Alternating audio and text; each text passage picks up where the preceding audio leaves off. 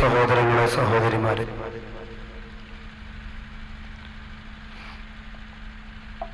ഇന്നും നാളെയും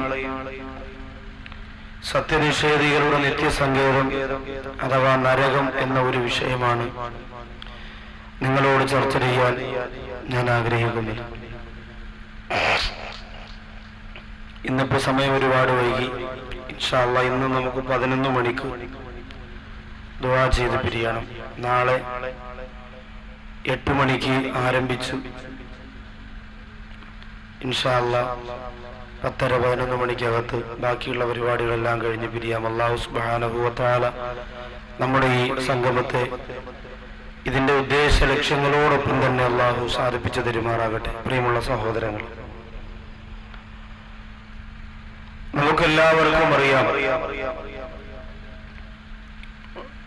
എല്ലാ മതങ്ങളും ആ മതത്തിന്റെ അണികളെ, അനുയായികളെ പിടിച്ചു നിർത്തുന്നത് ഒരു പരലോക വിശ്വാസം പറഞ്ഞുകൊണ്ട്. തെറ്റിലേക്ക് പോകുന്നവർക്ക് കടിഞ്ഞാണിട്ടുകൊണ്ട് തിന്മയുടെ വക്താക്കളായി കഴിഞ്ഞുകൂടുന്ന വിഭാഗങ്ങളെ അതിൽ നിന്ന് പിന്തിരിപ്പിച്ചുകൊണ്ട് പരലോക വിശ്വാസത്തിന്റെ തത്വങ്ങളെ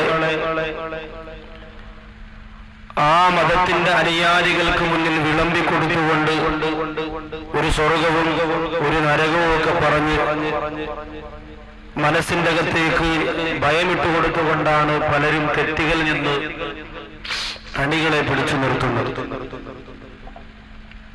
എന്നാൽ അങ്ങനെ അണികളെ പിടിച്ചു നിർത്താൻ വേണ്ടി മാത്രമല്ല വിശുദ്ധ ഇസ്ലാം അള്ളാഹുവിന്റെ ഹബീബായ തങ്ങളോട് മാലാഖ ജിബ്രീൽ അലൈഹിസ്സലാത്തു വസ്സലാം 23 വർഷക്കാലത്തെ സഹകരണം കൊണ്ട് സമ്മാനമായി കൊടുത്ത പരിശുദ്ധമായ ഖുർആൻ പരലോക വിശ്വാസവും നരകവും സ്വർഗവുമെല്ലാം നമ്മളോട് പറഞ്ഞു തരുന്നത്, നിങ്ങളെ തെറ്റിൽ നിന്ന് ഒഴിവാക്കി നിങ്ങളുടെ ജീവിതം കണ്ട് നിങ്ങൾ തെറ്റിലേക്ക് പോയാൽ അള്ളാഹുവിന് എന്തെങ്കിലും സംഭവിക്കുമെന്ന് ഭയപ്പെട്ടുകൊണ്ട്, ഇസ്ലാം തകർന്നു പോകുമെന്ന് പേടിച്ചുകൊണ്ടല്ല, മറിച്ച് അല്ലാഹു ജല്ല സുബ്ഹാനഹു വ തആല മനുഷ്യകുലത്തെ ലോകത്ത് പടച്ചിട്ട് നന്മ ചെയ്യുന്ന മനുഷ്യർക്ക് സ്വർഗവും തിന്മ ചെയ്യുന്നവർക്ക് നരകവും നിശ്ചയിച്ചുകൊണ്ട് തന്നെയാണ് അള്ളാഹുവിന്റെ ഹബീബിലേക്ക് ആ പ്രഖ്യാപനങ്ങൾ ലോകത്തറിയിക്കുവാൻ അള്ളാഹുവിന്റെ ആജ്ഞയുണ്ടായത്. അതുകൊണ്ട് തന്നെ നിങ്ങൾക്ക് ഇഷ്ടമുള്ളത് രണ്ട് മാർഗവും റഹ്മാനായ പടച്ചതമ്പുരാൻ നമുക്ക് തുറന്നു കാട്ടി തന്നിരിക്കുകയാണ്. ഒന്നെങ്കിൽ നന്ദിയുള്ളവരായി സ്വർഗത്തിലേക്ക് പോകാം, അല്ലെങ്കിൽ നന്ദി കെട്ടവരായി നരകത്തിലേക്ക് പോകാം. അല്ലാഹു നമ്മെ നാരകീയമായ അദാബിൽ നിന്ന് കാത്തിരക്ഷിക്കുമാറാകട്ടെ. സാധാരണ എല്ലാ മനുഷ്യരും പറയാറുണ്ട്, ചെറിയ ഒരു നന്മ ചെയ്താൽ പോലും അതിനു പകരം നമ്മളെല്ലാവരും അല്ലാഹുവിനോട് സ്വർഗം ചോദിക്കുന്നവരാണ്. ചെറിയ ഒരു നന്മ, നമ്മുടെ വീടിന്റെ മുമ്പിലേക്ക് ഒരു യാചകൻ വന്നുകൊണ്ട് ആവശ്യപ്പെടുകയാണ്, ഞാൻ പട്ടിണിയാണ്, എനിക്ക് വല്ലതും തരണമെന്ന് പറഞ്ഞ് കൈനീട്ടുമ്പോൾ ആ യാചകന്റെ കൈവെള്ളയിലേക്ക് എടുത്തു വെച്ചു കൊടുക്കുന്ന 2 രൂപയുടെ തുട്ടിന് പകരം പോലും അല്ലാഹുവിനോട്, പടച്ചവനെ എനിക്ക് നീ സ്വർഗം തരണം, ഈ സ്വതക്കയ്ക്ക് പകരം സ്വർഗം തരണമെന്ന് മടികൂടാതെ ചോദിക്കുന്നവരാണ് ഞാനും നിങ്ങളും.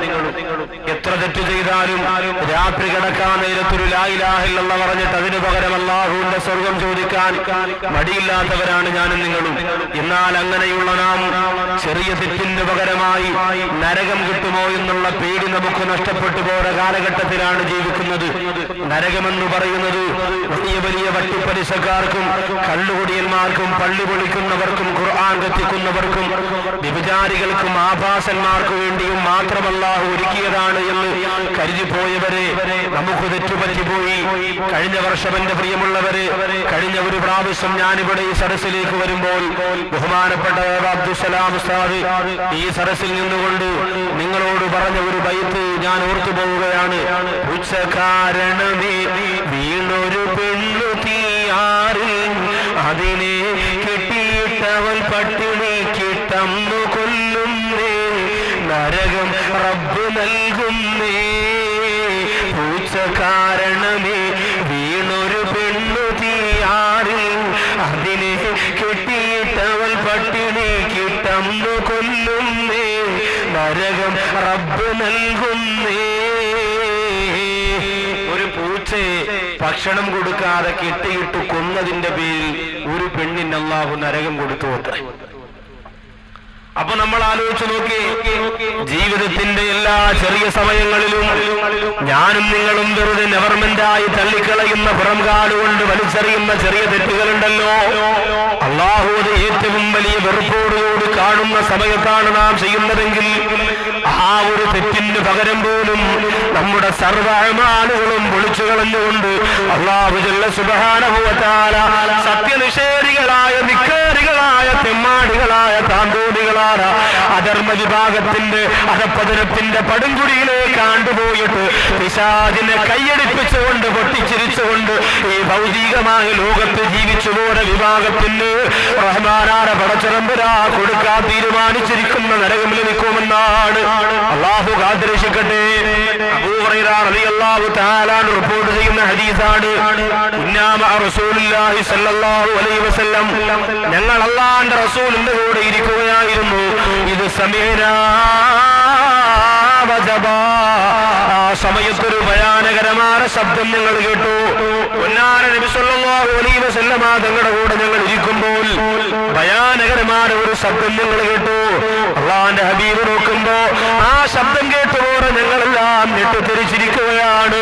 അല്ലാഹുവിന്റെ റസൂൽ സഹാബികളാണ് ഞങ്ങളോട് ചോദിച്ചു, അതദറൂന മാ ഹാദാ, അതദറൂന മാ ഹാദാ, ഈ കേട്ട ശബ്ദം എന്താണെന്ന് സഹാബത്തെ നിങ്ങൾക്കറിയുമോ? ഞങ്ങൾ പറഞ്ഞു, അല്ലാഹുവിന്റെ റസൂല്, അല്ലാഹു റസൂലു അഅലം, അല്ലാഹുവേ അവിടത്തേക്ക് മാത്രമേ അറിയുകയുള്ളൂ. ഇത്രത്തോളം ഭയാനകരമായ ശബ്ദം നിങ്ങളുടെ ജീവിതത്തിൽ നിങ്ങൾ കേട്ടിട്ടില്ല. അതുകൊണ്ടാണ് ഭയന്ന് വിറച്ചു പോയതെന്ന് പൊന്നാര നബി തങ്ങളോട് പറഞ്ഞു കൊടുക്കുമ്പോ അല്ലാഹുവിന്റെ ഹബീബായ തങ്ങൾ പറയുന്നു, ഹാദാ ഹജറുൻ റമാ ബിഹി ഫിന്നാർ, നരകത്തിന്റെ മുകൾ തട്ടിൽ നിന്ന് താഴേക്ക് വലിച്ചെറിയപ്പെട്ട ഒരു കല്ല്, അത് നരകത്തിന്റെ താഴെ എത്തിപ്പോയ ശബ്ദമാണ് നിങ്ങൾ കേട്ടതെന്ന് അല്ലാഹുവിന്റെ റസൂൽ പറയുമ്പോ അന്തം വിട്ടന്താളിച്ചുകൊണ്ട് കണ്ണ് പുറത്തേക്ക് തള്ളിയിരിക്കുന്ന സഹാബത്തിന്റെ മുഖത്ത് നോക്കിയിട്ട് നിബിധങ്ങൾ പറഞ്ഞു, മുൻപ് സബീന ഖരീഫ, ഇന്നും ഇന്നലെയുമല്ല ആ കല്ല് താഴേക്ക് വന്നു തുടങ്ങിയിട്ട് 70,000 കൊല്ലങ്ങളായി എന്ന് നബിയുനാ മുഹമ്മദ് മുസ്തഫ സല്ലല്ലാഹു അലൈഹി വസല്ലം തങ്ങൾ പറയാൻ, ഒരു കല്ല് മുകളിൽ നിന്ന് താഴേക്കെത്താൻ 70,000 കൊല്ലം. അപ്പോ ആ നരകത്തിന്റെ ആഴം നമ്മളൊന്ന് ആലോചിച്ച് നോക്കി, തീരെ ചെറുതായിരിക്കും അല്ലെ?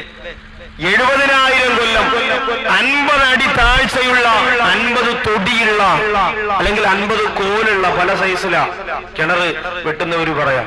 അങ്ങനെ 50 മുഴമുള്ള അല്ലെങ്കിൽ 50 തൊടിയുള്ള ഒരു കിണറ്റിലേക്ക് മുകളിൽ നിന്ന് എന്റെ പ്രിയമുള്ള സഹോദരങ്ങളെ ഒരു കല്ലെടുത്തിട്ടാൽ എത്ര സെക്കൻഡ് കൊണ്ട് താഴെത്തി? നമ്മൾ ആലോചിച്ച് നോക്കി. മുകളിൽ നിന്ന് നമ്മൾ കണ്ണെടുക്കുന്നതിന് മുമ്പ് താഴെത്തി.